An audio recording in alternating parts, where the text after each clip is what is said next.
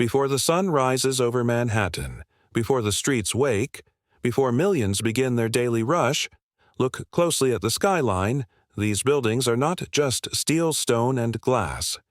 They are frozen moments of ambition. They are battles between money, imagination, and belief. They are dreams stacked one on top of another. New York City is not just a place. It is the greatest architectural experiment the world has ever seen. For more than 400 years, this city has been rebuilt again and again. Not because it was destroyed, but because it refused to stay the same.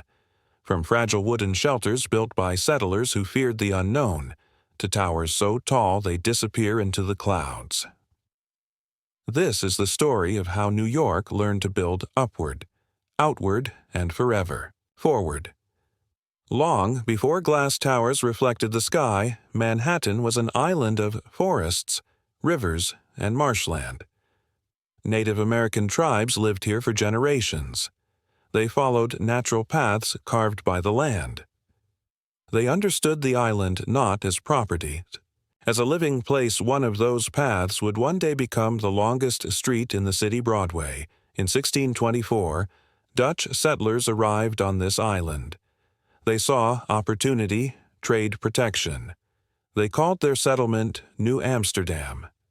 Their buildings were simple small wooden houses with steep roofs, built close together. For safety, brick was rare, imported from Europe at great cost, used only when absolutely necessary. Architecture was not about beauty, it was about survival. The weather was harsh. The land was unfamiliar, danger felt. Close streets were narrow and unplanned, buildings followed the shape of the land. The city grew organically, not intentionally. At the southern tip of the island, the settlement took form, facing the water, connected to the world, by ships and trade. As time passed, control of the city changed hands. The British took over.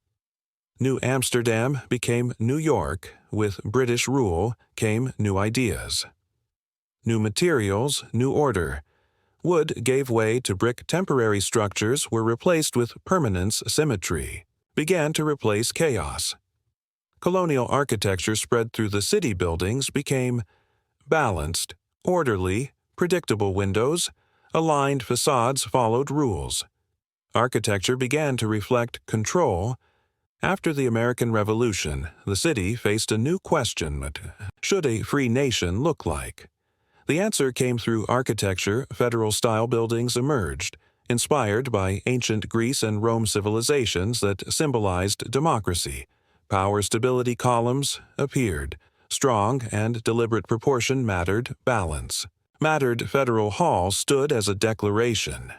This nation had arrived. Architecture was no longer just shelter, it was identity. Then came a decision that would change everything. In 1811, New York planned its future, not just for the present, for generations to come. The commissioner's plan introduced the grid straight streets. Straight avenues, the land was divided with mathematical precision. Nature was ignored. Hills were leveled. Streams were buried. Beauty was sacrificed for efficiency. The result was revolutionary. The grid allowed the city to expand faster than any city before. Its land could be sold easily. Built quickly, developed endlessly. As the population exploded, a new kind of housing emerged. The brownstone rows of attached homes built. For the growing middle class, elegant yet practical, affordable yet refined, neighborhoods formed their own identities: Brooklyn, Harlem, the Upper West Side. For the first time, architecture shaped daily routine: where people lived, how they moved, who they lived. Beside, the city became a machine. Then the industrial age arrived. Everything changed. Steel replaced stone. Steel was lighter, stronger, more flexible. Electricity replaced candles. Buildings no longer depended on sunlight. The city could live at night but one. Invention transformed everything forever. The elevator. Before elevators' height was a burden. Upper floors were undesirable. With elevators, height became power. The higher you went, the more valuable the space became. New York stopped spreading outward, began to rise. The first skyscrapers appeared. They borrowed styles from Europe, Gothic, Romanesque Renaissance. The R faces looked backward, but their height looked forward. The skyline began to change. Then ambition turned into competition. Corporations did not compete for land. They competed for the sky. The Woolworth Building rose like a cathedral of commerce. Its Gothic details symbolized wealth and confidence. The Chrysler Building followed, Art Deco elegance, stainless steel crown. A celebration of speed technology and modern life. Then came the ultimate statement, the Empire State Building, built in just 410 days. During the Great Depression, at a time when the nation was struggling. New York chose to build higher than ever. It became the tallest building. On Earth, architecture became hope, a message sent upward. New York will not stop. After World War II, the world changed again. Ornament disappeared, efficiency became the priority. Modernism arrived, clean lines, simple forms. Glass replaced stone buildings became transparent. The United Nations headquarters rose along the East River, a symbol of global unity. The Seagram Building redefined corporate architecture, less emotion, more logic. Some admired the clarity, others felt the city had lost its soul. But the skyline continued to evolve. Then came a moment that reshaped the city forever. September 11, 2001. Silence replaced steel. The skyline changed in an instant. From loss came reflection. From reflection came renewal. One World Trade Center. Rose, not just. Taller, stronger, a symbol of resilience. Today, New York is building higher than ever before. Ultra-thin towers rise along billionaires. Row engineering pushes limits. Luxury climbs vertically. The experiment continues. The city asks itself again, how high is? Too high. As the sun sets over Manhattan, the skyline glows. Every building reflects a different era, a different belief. New York is not finished. It never will be. Every generation leaves its mark in glass, steel, and stone. Every building tells a story of immigrants who arrived with nothing, of engineers who solved impossible problems, of dreamers who refused to think small New York is not defined by one style. It is defined by ambition. And as long as ambition exists, New York will keep rising. The island continued to change as waves of people arrived from across the world, Irish families fleeing famine, German craftsmen seeking opportunity, Italian laborers carrying tradition, Jewish communities building new lives. Each group brought its own understanding of space.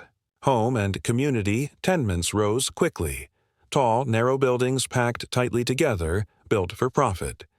Not comfort rooms were small. Light was scarce air, barely moved. Architecture revealed inequality. The city grew rich, but many lived. Poor, reformers began. To speak buildings should protect human life laws changed. Windows were required. Fire escapes appeared. Architecture became a matter of health. Not just form, not just function, but responsibility. As the 20th century approached, the city felt unstoppable bridges. Connected islands, the Brooklyn Bridge stretched across the East River Cathedral of steel and stone-proof. That engineering could be beautiful. Transportation reshaped architecture. Subways allowed people to live farther away. Neighborhoods expanded North Harlem. Transformed once farmland. Now a cultural center, architecture followed movement, stations, offices, apartments, all rising together. During the Roaring Twenties, New York celebrated itself. Money flowed, confidence soared. Architecture became bold Art Deco captured. The spirit of the age, geometric forms, sharp angles, vertical lines, buildings celebrated speed, progress, and power. Every tower tried to outshine the last. The skyline became a competition of silhouettes, then the crash came. Markets collapsed, dreams shattered. Construction continued. Building was employment. Building was belief. The Empire State Building stood half empty, yet full of meaning, a promise that the city would recover. As decades passed, styles shifted again. International style arrived, glass boxes filled. The skyline, uniform, efficient, rational. Critic S argued the city was losing character, streets felt colder, human scale was forgotten. In response, architects pushed back, postmodern ideas emerged.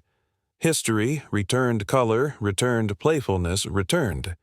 Buildings began to speak again, not just function, but story. Then technology accelerated, computers changed design. Engineering allowed impossible shapes, structures bent, twisted, soared. Sustainability entered the conversation. Energy mattered, light mattered. The city faced new challenges. Climate, density, equity. Architecture became a question. How to build responsibly? How to build fairly?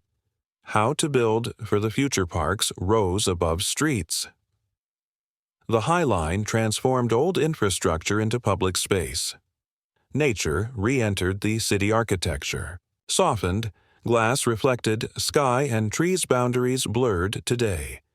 New York stands as layers upon layers, Dutch paths beneath asphalt, colonial bricks beneath steel, dreams beneath glass.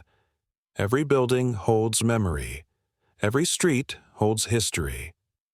The city is a living archive written not in books but in walls, in windows, in shadows cast at sunset. New York continues to ask the same question. What should a city be? And every generation answers by building again. Higher, smarter, braver, as long as people arrive with hope. Long as ideas demand space, as long as ambition refuses limits, New York will continue its greatest experiment, building the future on top of the past.